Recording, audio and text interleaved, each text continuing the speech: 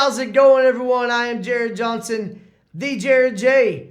Joining me once again is someone you may recognize, and if you don't, where in the heck have you been? They ain't watching the show. It's Talmadge Rodger Varnado III. Talmadge, I recognize you because, well, I've known you for quite a while. Long time. Yeah, but here's the thing some people may never have thought about. I did not know what Talmadge looked like until the first time that I saw him, and I did not recognize him until the second time that I saw him.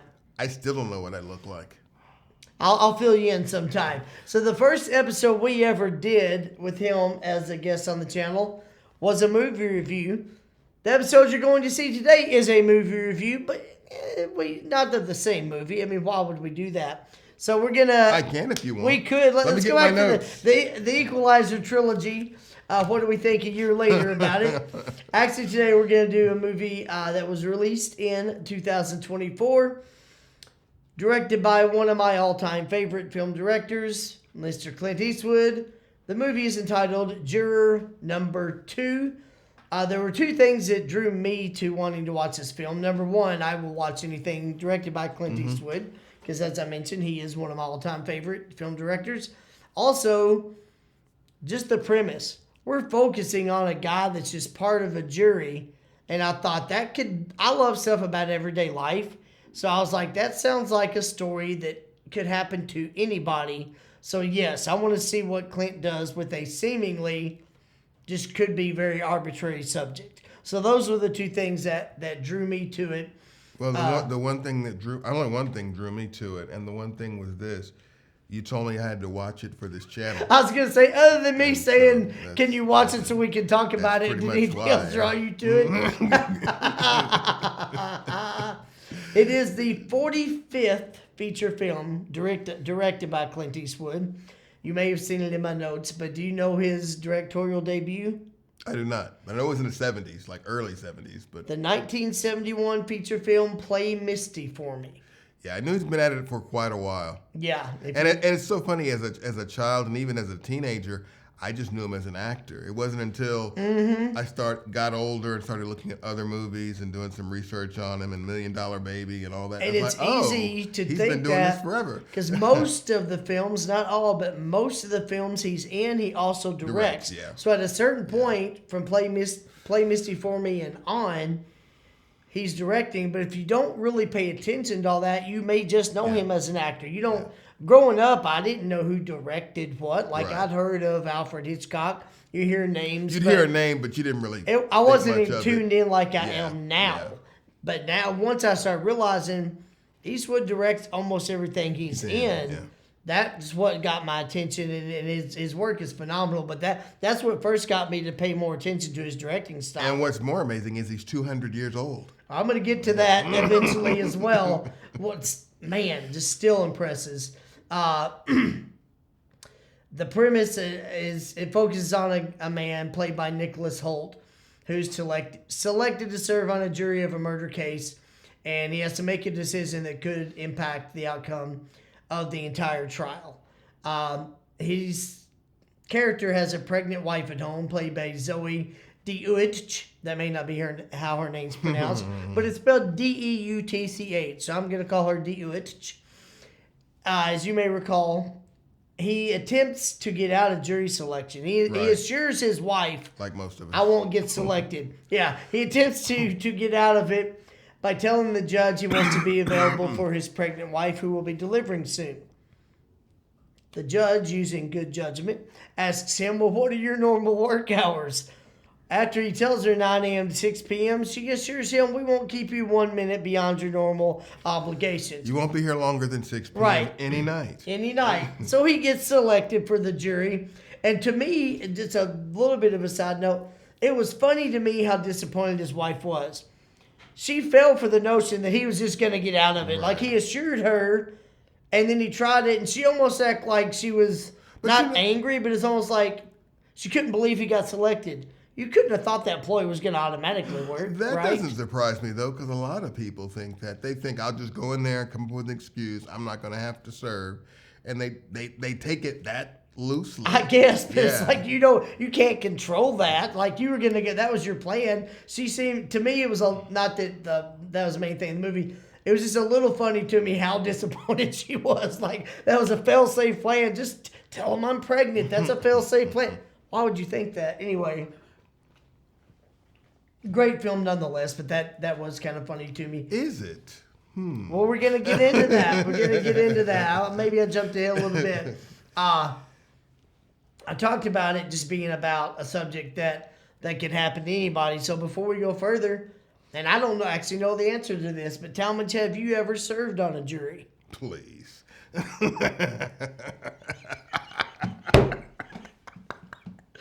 So there's our answer. I have only been selected. I've only been called for jury duty one time in my life. I don't know if I'll be able to recover from this.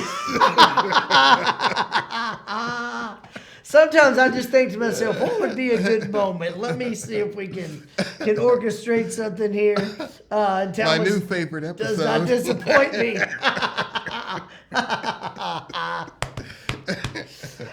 When I was growing up in the small one-stoplight city of Lewisport, Kentucky, where there's one courthouse in the entire county, it's very small. My dad seemed like he got summoned for jury duty once a year. Oh, wow. That may not be exact. But that's what it seemed like. Yes, when I was a teenager, I was like, again? How much crime goes on in this small county? Why are you always being... It seemed like over and over and over. When I lived there, I never once, even with the small population, even after 18, I was like, how do you keep getting called for jury duty? Mm-hmm. I never have been summoned for it. Then I moved to the Dallas-Fort Worth Metroplex, where there's literally millions of people. And suddenly, after living here several years, I get summoned for jury duty to the Dallas County Courthouse. Oh, wow. I was like, what are the chances in this population that I'm getting funny how it works. Summoned? Yeah. So I go in, and you check in and whatever. I'm sitting in this huge room with dozens and dozens of people. I sat there for 6 hours, only to then be informed, all of our cases settled, y'all are all free to go. So part of me thought, what a colossal waste of time, but I missed work that day and got paid for being at jury duty, so I kind of was like, okay. Win-win. Yeah. But Talmadge, would you believe that I sat there for 6 hours in that room with dozens of people, and after checking in and then sitting down, I never spoke a word to anybody else that whole day? I would not believe it if I saw it on video and audio. I still wouldn't believe it. Believe it or not, that is actually what happened. I sat there and did not speak a word. He's lying, folks. And it's not even that I was like in a bad mood and didn't want to talk, but as much as I love to talk, if you've seen an episode or ever met me, you know this.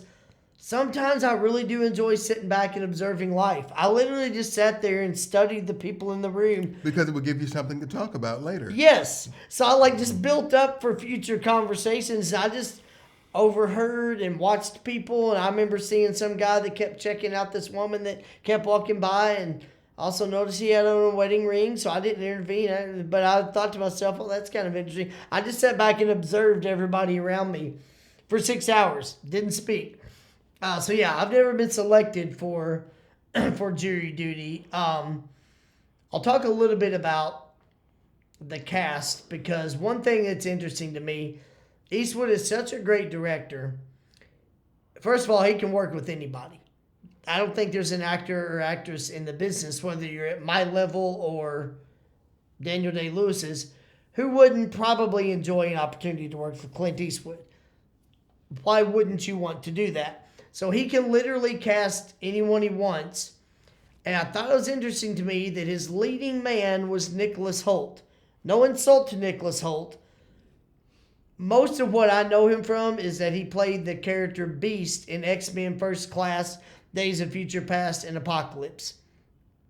Nicholas Hoult was also in Mad Max Fury Road, the remake of Nosferatu, not the original because he was definitely not born yet, and an upcoming Superman film where he plays Lex Luthor. Mm-hmm. But to me, he's not a big name. He's a name actor, but Clint Eastwood could cast anyone. In fact, I thought it was a little interesting. Clint could have easily cast his real-life son, Scott Eastwood, this would actually have been a really interesting starring vehicle for Scott Eastwood. I don't know the reasoning. Never heard Clint say. Doesn't matter. But it's funny you mentioned that about the casting, and I'm sure we'll get more into it. I had some of the same thoughts you had. I'm not saying any of his choices were bad because it was well acted. Yeah. A lot of the actors, even if you don't know their names, you've seen them before, but not so much to where... I don't think this was a movie where you wanted a lead vehicle, a star vehicle. I think you wanted... Yeah, he's got some experience. Yeah, we know who he is. Almost like when I'm watching, where have I seen this guy from? That sort of thing. I think he pulled that off really well because the entire cast was like I've seen a lot of those people, but if you ask me where have I seen them, I had to look it up. So I don't know, maybe that's what he was going for. Well, and that was actually my next point. I think it worked really well because you're looking at an everyday guy that's just part of a jury. You don't really need Ryan Gosling or Bradley Cooper. So I think this worked better. That was actually my next point. Eastwood's smart enough to know I don't need a guy on the poster that everybody recognizes. The story tells itself. Plus, that person might overpower the scene, and you really want the story to tell itself. And you don't need that. You want the audience to feel like this is an everyday man. So Scott Eastwood, his own son, was the only one where I was like, kind of wonder why he didn't cast him. And there's only a 2-year age difference between he and Nicholas Hoult. So that would have worked. Nicholas Hoult was actually very good. I appreciated his performance. His wife, played by Zoe DeWitch. I recognized her and I recognized the name, and I couldn't remember where from, so I went and looked. She was on 7 episodes of the Disney Channel series, The Sweet Life on Deck, which my oldest niece used to watch when she was younger. So that's why I was like, when I had to look through her filmography, I was like, why do I know who this actress is? That's where I know her from. Makes sense. Chris Messina, another one that he played the public defender. Yes. He's one where I was like, where have I knew the name, but I was kind of like you. Pops up in a lot of stuff, but he's not the main guy. He was in Rounders, The Siege. You've got Mel, Vicky Cristina Barcelona, Greenberg, Argo. So it's got a good filmography. He's also in a fairly known streaming series on Peacock based on a true story. Okay. Yeah. Check it out. It's pretty interesting. Okay. Check it out. Do you remember the name of it? Or you just don't want to say it? It's based on a true story. Okay. Oh, it's called Based on a True Story. Thank you. I will try to check that out. Then there was some a little bit better known. Kiefer Sutherland.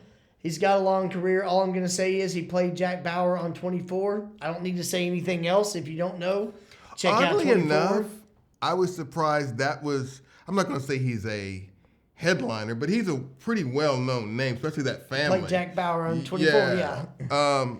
I was surprised he was placed in that It's role. a fairly minor role. I did think that was interesting. Like, why him in this? But yeah, I'm sure they had their reasons. Yeah, but to that point, you could have gotten a very skilled unknown to play that role. Yeah. It didn't need a name, so I think that speaks to the fact that Kiefer was like, worked with Clint Eastwood, yes. Maybe. I think that was probably big because you didn't need a big name. And it wasn't like something that's like jarring, like the movie doesn't work because of this. But it did kind of like, why him for this? When I saw him, I thought he'd have a bigger role. So did I. And he didn't. I was like, okay, Kiefer was there, but okay, and he was fine. But yeah, I was also surprised at the responses he gave in the movie when we get into the plot about why he shouldn't.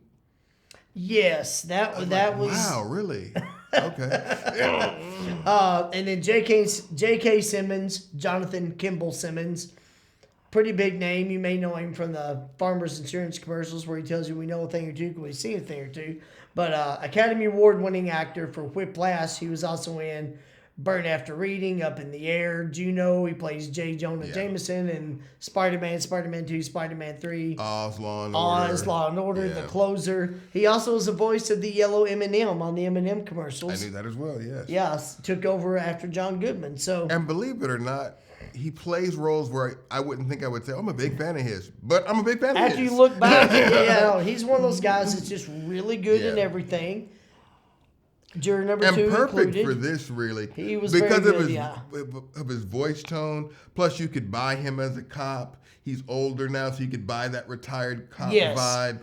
Everything about him fit this role. He could play things real subtly, but still have an impact. I thought he was perfect. No, I thought he was he's got just a natural sense of humor. He can be intense. He's a very... In fact, when it came to an end when I thought, okay, he may not be in the movie anymore, I was kind of disappointed.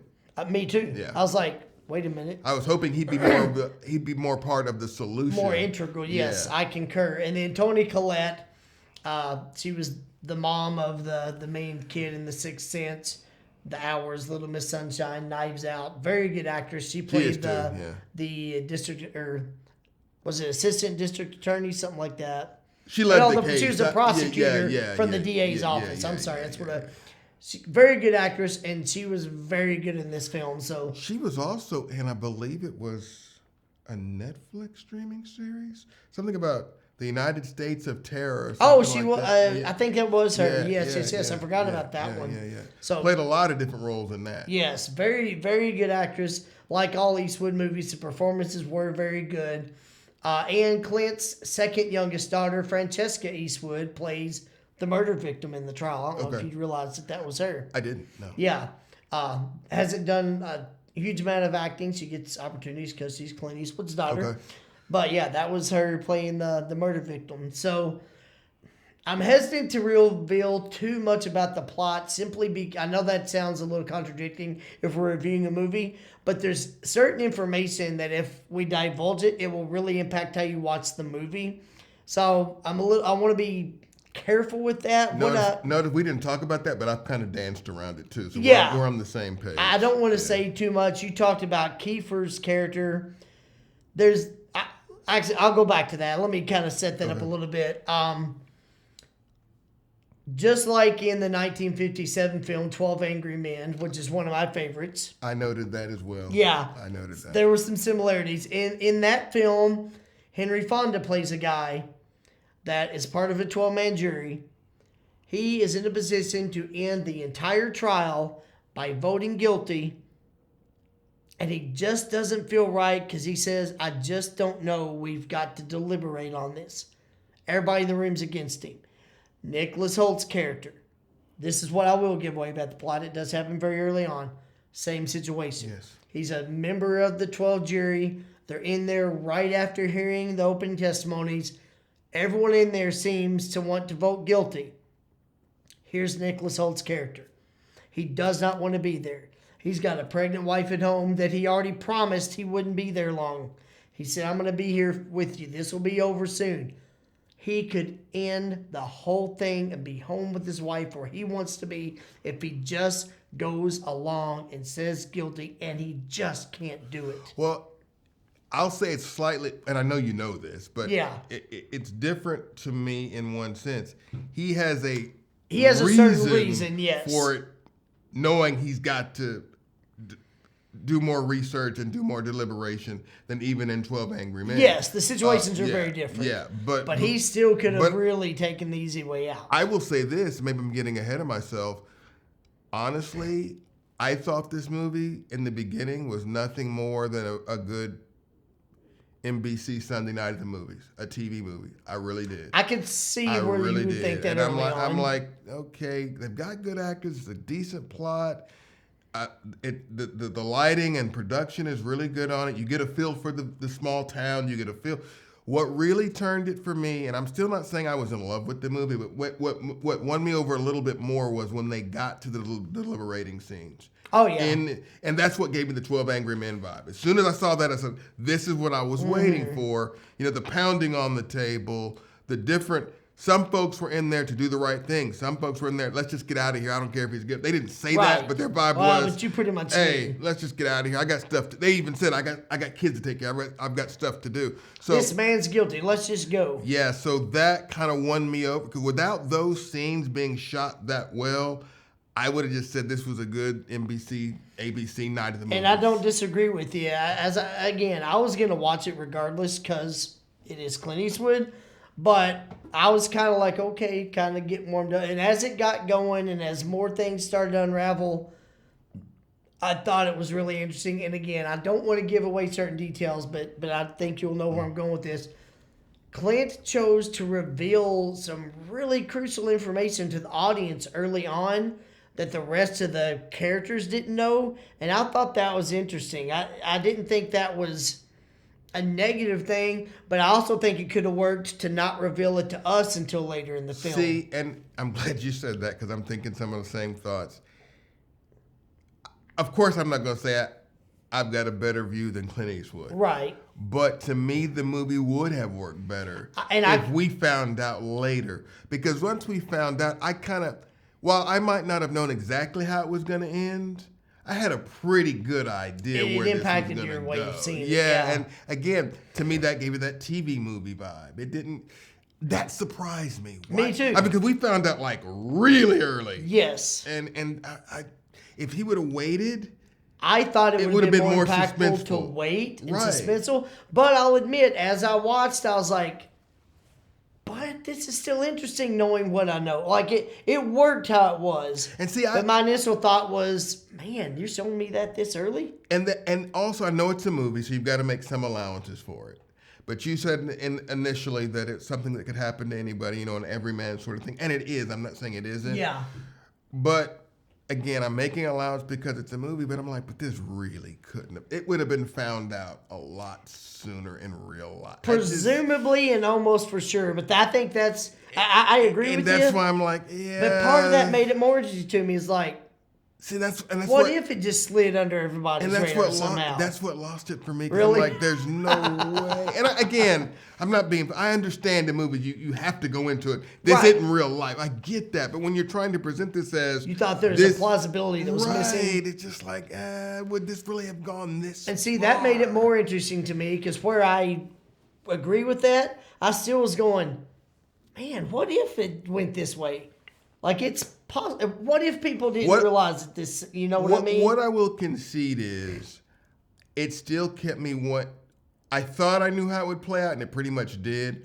But it did invest me enough to say, yeah, but I want to sit through it and make sure. Oh, yeah. Because I almost felt like, to what you said, since he showed us so early in the movie, I was almost thinking, okay, there's got to be another twist that we don't see. Now it never came. And that was disappointing to me. Okay. But I was hoping that, okay, if he's revealing this early, you're playing those cards this early. There's something else that we don't even see coming that has to come. So too. And it really didn't. I know they tried to make it that way in the ending, but to me, that's how I saw it. That's what I was going to ask you. So were you disappointed in the ending? A little bit, because even though I think they did what they wanted to do, and I get the way the scene was shot, because it leaves it to your imagination a little bit, but you know how it's gonna play. Because the scenes before set up how I don't have to see this next scene. I know what's gonna happen. Yeah. But they didn't show it to you, so there's still this little bit of. I like the impact of it, but that's what I kind of expected, especially in the last scene when he's sitting in the living room. I knew it was coming. You knew that he's not just going to eat a bowl of Cheerios and enjoy his day. It's just like, yeah. So I'll be honest with you. I know you haven't asked yet, but I'm probably jumping ahead. No, it's all right. I won't not recommend it. I won't say it's bad, but I will say I expected a little more. Okay. There's some curious choices that were made that I wonder why they made them. Mm-hmm. But as far as, the acting, the direction, and what they were trying to do, it kept me engaged. Yeah. But if I had to give, I don't know how we're doing it, but if I gave it a scale of 1 to 10, I'd probably say a 7. If I were giving it a letter grade, I'd probably say a B-. I mean, somewhere in there, yeah. And I think that, first of all, your opinion's valid, whatever it is, but that's a fair assessment. I think earlier I said a great movie. I'm so influenced by thinking of Eastwood. This was not one of his greatest. I knew what you meant. It was good. I knew what you meant. I didn't take that you meant this was Gone with the Wind. No. Yeah, I knew what you meant. Or 12 Angry Men. But I appreciated it for what it was. Mm-hmm. I thought the ending was interesting. Okay. I agree with your vantage point, but I still was like, okay. Like, I can kind of see wrapping it that way. Well, not to cut you off, but I will say this. I'm not going to say it threw me off, but what was close to throwing me off, or where I can see more validity on how it ended, was when they had the conversation on the bench. Because they could have hashed it out right then, and they didn't. So I'll give you that. Mm-hmm. But it still kind of ended up the way, morally, how you knew it was going to end up. They weren't going to just accept. I'm sorry, they weren't going to leave it there. They weren't. No, and I concur with that as well. And I know we're being very clandestine, but that's intentional, because I will recommend the movie. I think it's a solid movie. The pacing's very good. The performances are good. Like all Eastwood films, the attention to detail is there. I I would say watch it, especially if you're an Eastwood fan. Don't expect $1 Million Baby. Right. But I think it's a good movie, and I think it's an interesting enough premise because, like I said, jury duty is something I like. This somebody could get wrapped up into this. Some of the implausibilities, yeah, I concur, but I still And I'm not like saying it's implausible. I'm just saying they wouldn't have gone that long without knowing. Somebody would have stumbled across the connection. And again, not to give too much away, J.K. Simmons' character, he was on that track. Yeah. And then again, without giving maybe that's too why much they away, eliminated him. I think that is why. Yeah. And then Kiefer's character, man, wait till you see the film. He had a really interesting reason for why he advised Nicholas Holt's character. And I'm not saying it didn't make sense, but I don't know, in the real world, would you have done that? That's a tough one to do in the real world. I will say that. But yeah, one thing I did like too is just like with 12 Angry Men, how many of us in a situation where we are in a position that we had that big of an impact, like we vote yes or no, this guy could get the death sentence, and we stand up against everybody in the room and say, let's go further. We got to hash this out. We got to do the right thing. Right. Most of us aren't in a situation quite that serious, but how many times in life are we in a situation where we know the right thing to do, and we just do what's easy, or we keep our heads down, or we keep our mouths closed, Probably or we pretty go much along. every day. Most people. It's for most every people, day. it's almost all the time, and so that's one thing I appreciated about the film. Even though I knew it was coming, because without that you don't have the rest of the movie. I still liked the angle of let's all stop and reflect on how hard that is sometimes. Got you. To make that decision. I'll say a couple more things about Clint specifically. I discovered something recently about him. He was already one of my favorite directors, has been for a long time. I heard him say something recently in an interview, and I was like, that is awesome, because he was talking something about his directing style, and it's something that I already do. Okay. I've only directed a couple of films so far, so I'm 43 behind Clint Eastwood in terms of that. But something I do, he talked about it and talked about his reasons, and I was like, man, I was already doing that, not knowing that one of my favorites does it that way. Yeah. And what it is, he was talking about when he was an actor on the TV series Rawhide. Okay. And he had never directed yet, but he said, they had horses on set. It's a Western. He said that the director directing these episodes would always yell, action! And the horses would and get startled and kick and go crazy. And he said, as a fairly young actor in his 20s and 30s, he said, I asked the director one day, hey, do you see what we're doing to these horses? Like, is there a way maybe you can just quietly tell us, go? He's like, first of all, we're wasting a lot of time. We got to wait for them to calm down before we can get any footage. And what are you doing to like their nervous systems? These animals, they don't know what we're doing. They don't know what all this equipment is. You scream and startle like that, they're scared so of let me something. Guess, when you've directed horses, you don't yell action. I do not yell action when I direct horses. See how I figured that out? And so Clint said he never yells action when he starts a scene. He just makes sure the sound and the camera and everything are ready, and then he just says, go. That's exactly what I do, not knowing that Eastwood did it. I literally will be like, okay, sound, speed, and then whoever's got the first line, and like Clint, I often will play a character also, but if somebody else has the first line, I'll just wait for everything to be quiet. I'll look that person in the eye, and I'll just say, whenever you're ready. And I'll just stand back and watch life happen. So it was cool to find out that one of my favorite directors does that, and I was like not emulating his style, but sort of without even knowing it. That was kind of a cool moment for me to find that out. And then I'll say this about him. Talmadge said he's 200 years old. He's not quite there yet, but he will be turning 95 years old on May 31st of this year. 95. It's his 45th feature film.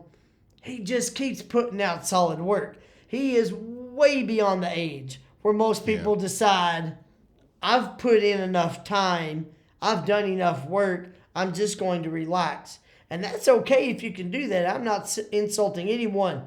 This man's 95 and still directing feature films. My goodness.